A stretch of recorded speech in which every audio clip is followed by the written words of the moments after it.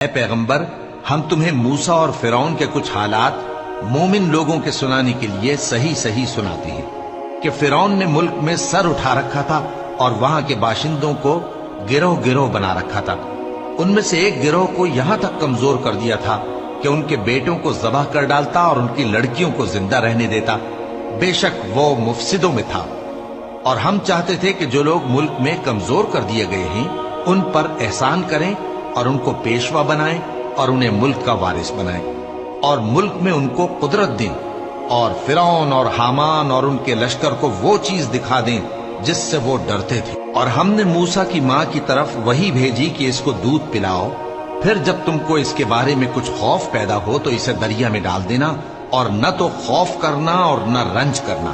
ہم اس کو تمہارے پاس واپس پہنچا دیں گے اور بعد میں اسے پیغمبر بنا دیں گے۔ سو فرعون کے لوگوں نے اس کو اٹھا لیا، اس لیے کہ نتیجہ یہ ہونا تھا کہ وہ ان کا دشمن اور ان کے لیے موجب غم ہو۔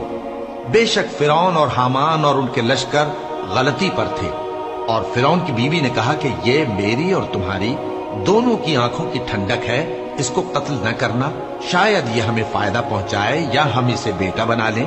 اور وہ انجام سے بے خبر تھے۔ اور موسیٰ کی ماں کا دل بے قرار ہو گیا، اگر ہم ان کے دل کو مضبوط نہ کر دیتے تو قریب تھا کہ وہ اس غم کو ظاہر کر دیتی۔ ہم چاہتے تھے کہ وہ مومنوں میں رہیں، اور والدہ موسیٰ نے اس کی بہن سے کہا کہ اس کے پیچھے پیچھے چلی جا، تو وہ اسے دور سے دیکھتی رہی، اور ان لوگوں کو کچھ خبر نہ تھی۔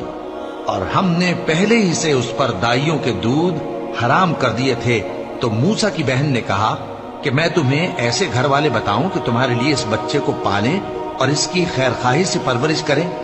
سو ہم نے اس طریق سے ان کو ان کی ماں کے پاس واپس پہنچا دیا تاکہ ان کی آنکھیں ٹھنڈی ہوں اور وہ غم نہ کھائیں،